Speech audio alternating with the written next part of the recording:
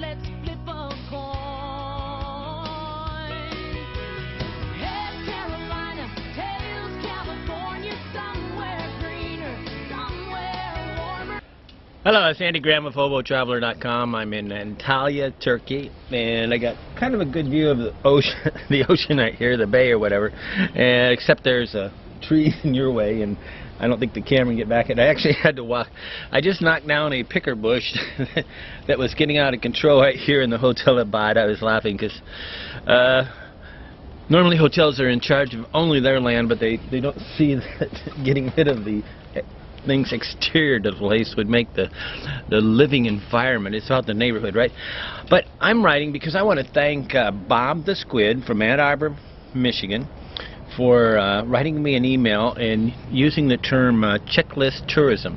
And the reason why I want to thank him is because ever since he gave me the understanding, brought me the insight, really I'm looking, can't look at the camera quite correctly. I'm trying to show you the background, but it's not really working anyway. Ever since he used this term, checklist tourism, I have used this on probably almost a daily basis to explain different things and to understand and slice and dice and create understanding. And for me, there's nothing you can do better than me is to give me the terminology that the term or the word that defines something that is part of my life on a daily basis, okay? Because once I get a label for it, once I got a stereotype for it, once I got an identifier for it, I can adapt from that, and I can sit there and slice and dice and get my understanding grows in leaps and bounds. You say we're not supposed to stereotype, we're not supposed to make a judgment. This is all we do at any given time in our brain. That's all we're doing is making a comparison. So I embrace stereotypes, I embrace labels, I embrace these things, and then I try not to commit a judgment where I force a person to fit into a label. Okay, but on the other side is that if I'm trying to do my personal love of life, I have what they call the remainder man theory. Is what I'm dyslexic a little bit. I think it's all evolved. I basically get rid of everything I don't like, and then what's left over is wonderful.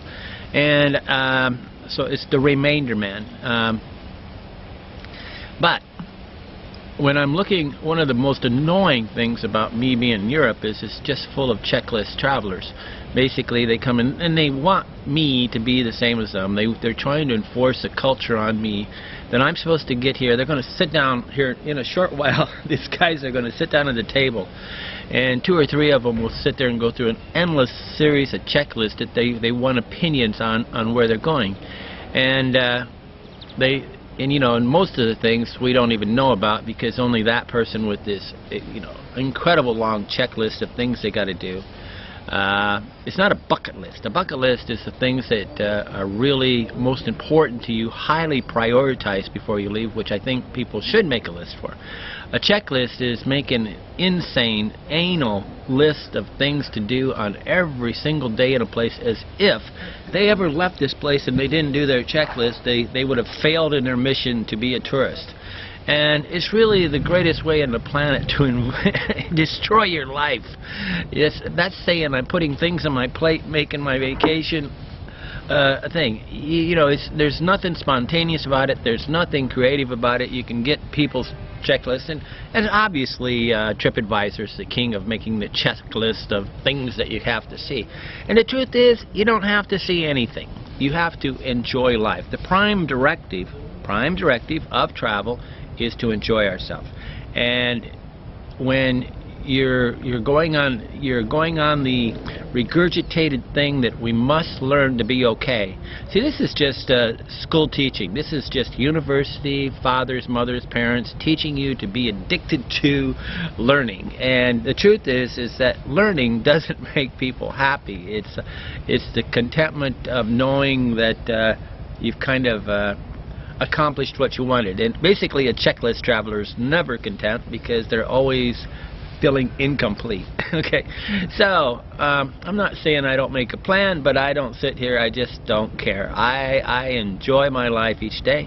When something is tempting, sounds fun, I go do it. But as far as sitting around there trying to suck everything out of that thing, to learn absolutely everything out of it is anal in my mind. And I want to thank Bob for helping change my life. Thank you, Bob. Andy Graham, Hobo Traveler. It's Bob the Squid, he thinks. He's an Ed Arbor thing. He's been a kind of a long-term viewer, reader, whatever. And I want to thank you. You changed my life.